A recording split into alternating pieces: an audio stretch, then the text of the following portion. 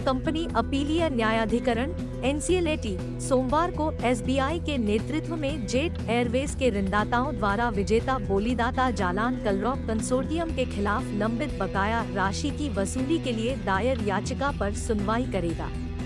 KS legal and associates के managing partner Sonam Chandwani के अनुसार NCLAT के साथ सुनवाई जेट एयरवेज और उसके हितधारकों के लिए एक महत्वपूर्ण मोड़ का प्रतिनिधित्व करती है। चूँकि ऋणदाता जालान कलरॉप कंसोर्टियम की प्रतिबद्धता को चुनौती देते हैं, यह निर्णय एक बार प्रमुख एयरलाइन के भविष्य को आकार दे सकता है। यह वित्तीय कठिनाई का कारण बना। यह पुनर्गठन प्रयासों में वित्तीय और कानूनी परिदृश्य की जटिलताओं और अनिश्चितताओं को रेखांकित करता है। पिछले महीने ऋणदाताओं ने जालान कलरॉप कंसोर्टियम पर ऋणदाताओं को चुकाने के लिए पैसा नहीं देने का आरोप लगाया था, जबकि कंसोर्टियम ने कहा कि बैंकों ने स्वामित्व के हस्तांतरण का विरोध किया और एयरलाइन में परिचालन शुरू करने के प्रयासों को चुनौती दी। गौरतलब है कि नेशनल कंपनी NCLT ने इस साल जनवरी में बंद हो चुकी एयरलाइन जेट जालान कलरॉप कंसोर्टियम को हस्तांतरित करने की अनुमति दे दी थी। ऋणदाताओं का प्रतिनिधित्व कर रहे अतिरिक्त सॉलिसिटर जनरल एन वेंकटरमन ने दलील दी कि NCLT ने विशिष्ट शर्तों के आधार पर कंसोर्टियम को जेट एयरवेज का स्वामित्व लेने की अनुमति दी थी।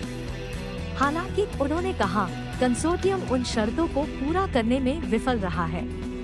वेंकटरमन ने कंसोर्टियम की निष्क्रियता पर चिंता व्यक्त करते हुए कहा कि उन्होंने न तो धन जारी किया है और न ही संचालन शुरू किया है।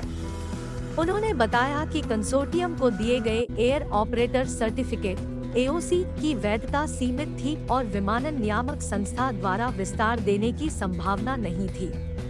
कंसोर्टियम का प्रतिनिधित्व कर रहे वरिष्ठ वकील कृष्णेंदु दत्ता ने कहा कि नियामक अधिकारियों और सरकार से सभी आवश्यक अनुमति प्राप्त करने के बाद भी लेनदारों की समिति उन्हें संचालन शुरू करने से रोक रही है। DGCA ने जेट एयरवेज AOC का नवीनीकरण किया। पिछले हफ्ते विमानन सुरक्षा नियामक DGCA ने जेट एयरवेज के एयर ऑपरेटर सर्टिफिकेट AOC को 3 सितंबर तक नवीनीकृत किया था। हालांकि AOC कुछ शर्तों के अधीन है।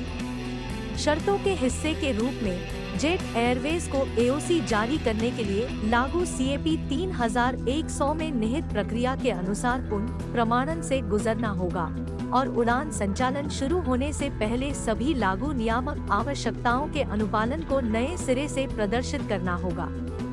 इसके अलावा जेट एयरवेज NCLT द्वारा अनुमोदित समाधान योजना के अनुसार SRA सफल समाधान आवेदन द्वारा कंपनी का अधिग्रहण करने के बाद परिचालन के पुनरुद्धार के लिए एक ठोस कार्य योजना प्रस्तुत करेगी।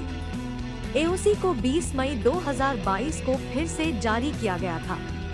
हालांकि चूंकि एयरलाइन ने परिचालन शुरू नहीं किया था, इसलिए यह इस साल 19 मई को समाप्त हो गई। 25 वर्षों से अधिक समय तक उड़ान भरने के बाद एक समय की मशहूर जेट एयरवेज ने वित्तीय कठिनाइयों में फंसने के बाद 17 अप्रैल 2019 को उड़ान बंद कर दी।